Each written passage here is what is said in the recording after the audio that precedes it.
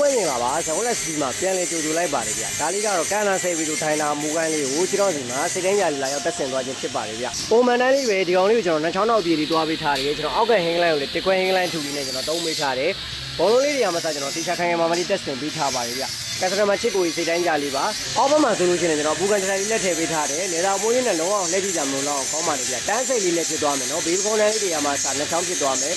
ကျွန်တော်အရှိဘက်မှာလည်းခိုင်းပြခြင်းတွေချင်းမရှိအောင်ကျွန်တော်အချုပ်လေးလည်းတီချာလေးချုပ်ပေးထားပါတယ်ဗျရှေ့ရီကရှေ့ဘက်လေးလည်းကျွန်တော်လက်ဆောင်ဖြစ်ကျွန်တော်ထည့်ပေးထားပါတယ်ဒီစီးလေးတွေအခုလိုမျိုးပြည့်ရနေတာတော့မချက်တဲ့ကစတမာများကျွန်တော်စိတ်ရလက်ရှိနဲ့ဆောင်းမီလိုတူကြောက်ချင်းကြီးလေကျွန်တော်ဘက်ကလည်းထုပ်ပေးကျေးဇူးတင်ပါတယ်ဒေတာပိုင်းနဲ့စတိပိုင်းကိုဒီနေရာထဲမှာလူချင်းနေဆိုလို့ရှိရင်တော့ကျွန်တော်ဇဝင်လက်ရှိကိုလာခဲ့ပါလို့ကျွန်တော်ဘက်ကဖိမ့်မဲ့တက်ကပြီးရပါတယ်ဗျ